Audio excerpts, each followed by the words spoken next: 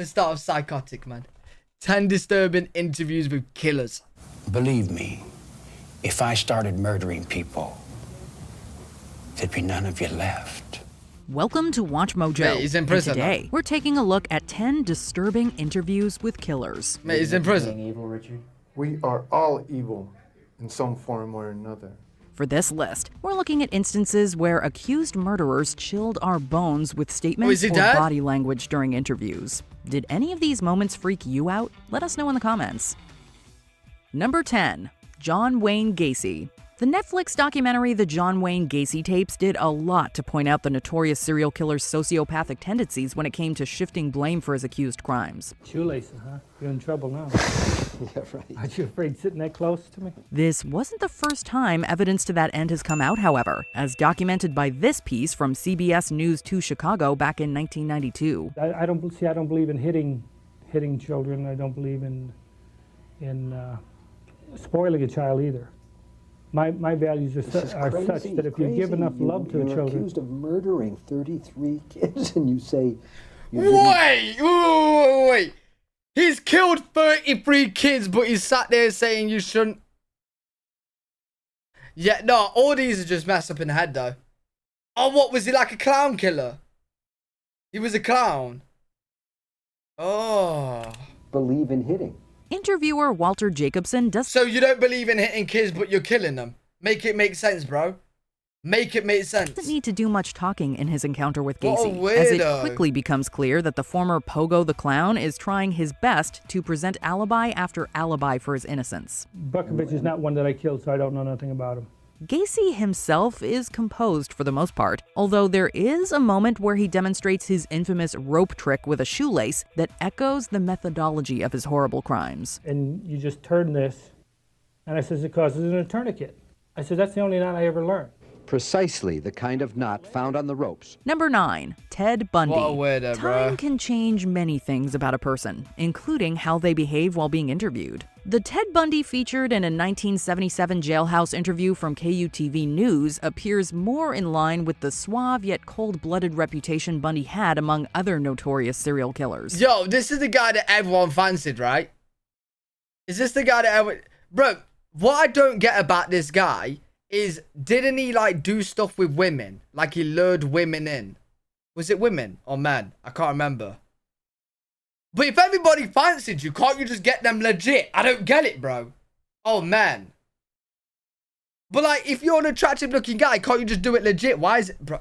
Psychopaths, man. Psychopaths. Men and women. Oh, college women. College women. He killed, then revived them, and then kill them again. What? You feel that everything will turn out all right, that you are innocent. Do you still feel that? Yeah, more than ever. He smiles a lot during the piece and displays body language that appears relaxed and almost happy. I'm not guilty. Does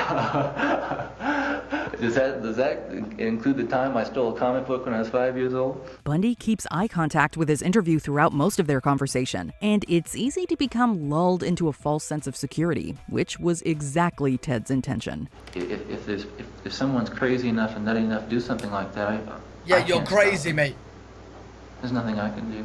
Fast forward to the night before his execution, and we see a fearful and pensive Ted Bundy, a man seeking to shift blame for his crimes during his interview with Christian conservative evangelist James Dobson. There are forces at loose and... Wait, what? Bundy asked my best friend's mom if she needed a ride home?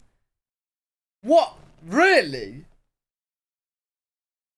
Blue Eye, like, really? Yo, that's fucked. In this country particularly, again, this kind of violent pornography. Number 8. Richard Ramirez. The Night Stalker, Richard Ramirez, may be one of the most frightening serial killers of all time. Why do I recognize his Not only face? due to the brutality of his crimes, but also the projected aura of what many perceive to be pure evil. Yes, I am evil. Not 100%, but I am evil. It's easy to see why during some of Ramirez's more notable interviews over the years, including one conducted with author Mike Watkiss. Serial killers do on a small scale what governments do on a large one. They are a product of the times, and these are bloodthirsty times. Ramirez is... Yo. Imagine, bro. Imagine you're on Tinder or a dating app, yeah? You match with this guy. You meet up in person. As soon as he opens his mouth, if you don't leave, that's on you, bro. You already know he's a serial... Without even knowing he's a serial killer, you already know he's fucked up in the head. Somewhat tense responses to Watkiss' questioning imply a coiled rage, an anger that's also exemplified by the Night Stalker's breathing as he seems to become annoyed with Watkiss. I'll tell you what, I gave up on love and happiness a long time ago. Why? I don't care to explain that. Let the quote stand for itself. Ramirez is comparatively more relaxed during a piece with Inside Edition, although that interview also hammers home the Night Stalker's obsession with Satanism, evil, and the occult. I believe in the evil in human Chat, nature. who did he kill? This is a wicked world. And Look at in a wicked world, wicked people are born. Number 7, Edmund Ker. Oh, women. There's something truly bone-chilling about the matter-of-fact way in which the co-ed killer, Edmund Ker, Yo, I don't know who he is, what he did, but he looks like a nonce. Did he do something with kids? I guarantee it, bro. He just looks that way. Bro. Describes his past in the 1981 documentary, The Killing of America. Everything went towards killing him, and I didn't. But I'm saying, wow, it's uncanny. It was almost like it was meant to be that way, and I said, wow. Close enough. This gotta stop. Kemper's impressive intellect and well-spoken nature belie the brutality of a man who committed his first murder at the age of 15.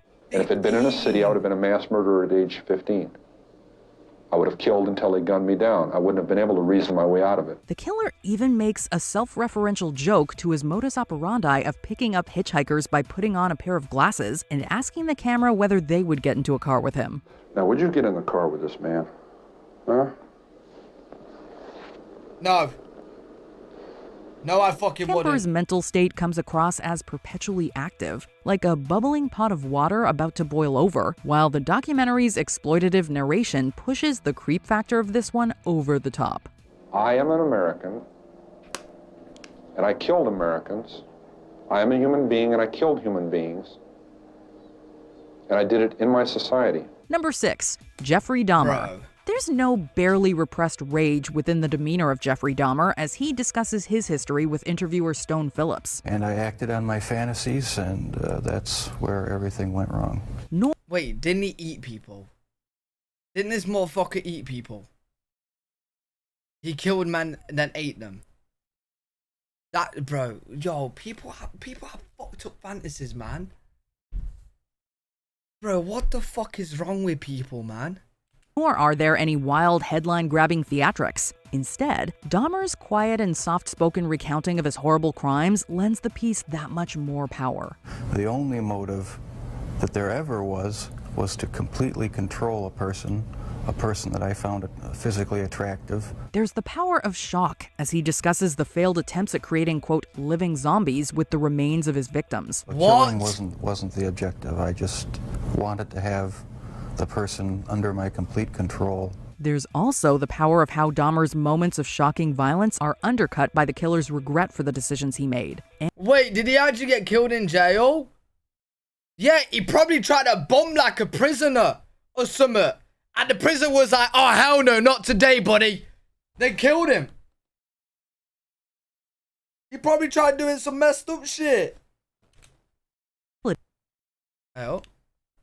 Of what seemed to be are undercut by the killer's regret for the decisions he... Oh, wait, that actually happened? Wait. What, did he try to do some, did he try bombing someone in prison? And then they killed him? Oh, no fucking way. Oh, no, you just said he died in prison. Oh, in the gym. Oh, mad. No, I haven't watched anything on Jeffrey Dahmer. I obviously know who he is, but... Oh, what a weirdo. The power of how Dahmer's moments of shocking violence are undercut by the killer's regret for the decisions he made, and the futility of what seemed to be a date with infamy and destiny. Once it happened the first time,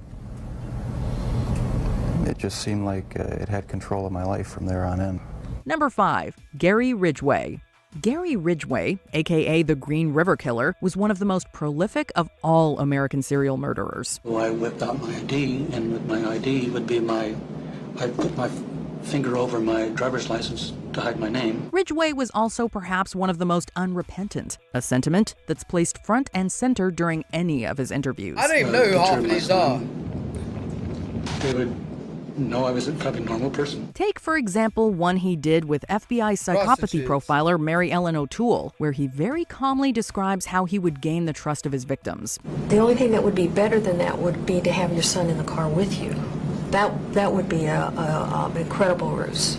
That happened once. O'Toole manages to get Ridgeway talking. Wait. He had his son in the car whilst he killed a prostitute. Oh my fucking God. What is he doing? Training day? Training his son how to be a serial killer. In depth about his past, his upbringing, and the dozens of victims attributed to the Green River Killer. He killed them from behind after having sex with them. He strangled them. Oh my days, bro. Rampage. Number 4. Charles Manson. There he has looks been crazy. A wealth of interview footage of Charles Manson released over the years, much of which can be used as evidence for the man's often unhinged persona. Do you feel blame? Are you mad? Do you feel like And there's a lot of that here from this 1987 interview with Today correspondent Heidi Schulman. I wouldn't do anything that I felt guilty about.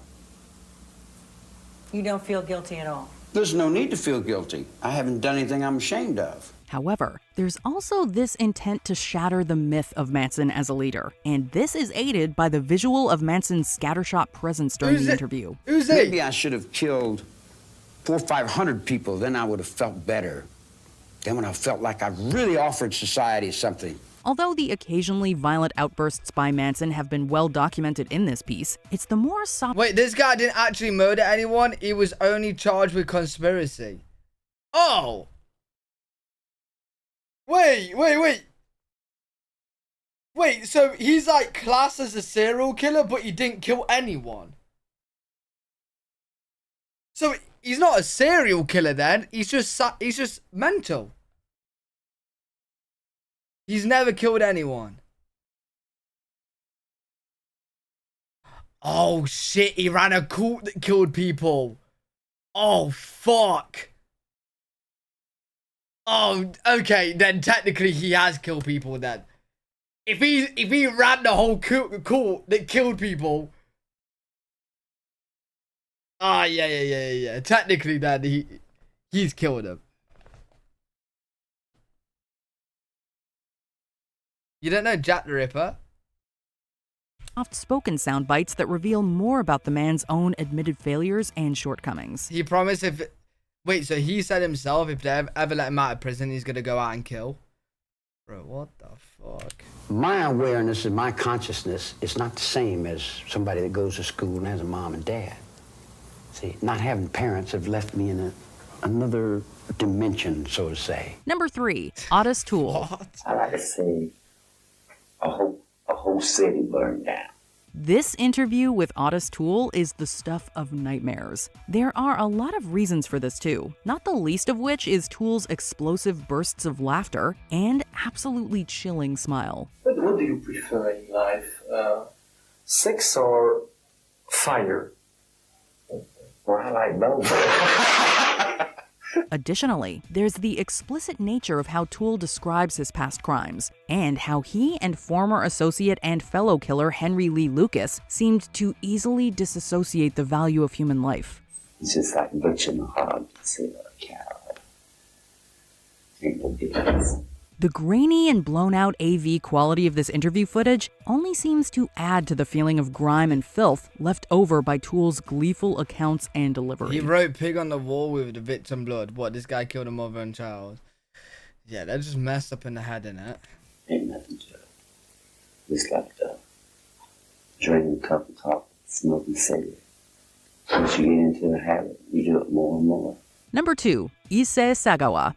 でたまたまそれが肉屋さんの旦那さんと奥さんで太って愉快なご主人でしたけど動物の解体の仕方とか肉の切り方とか詳しく教えてくれました。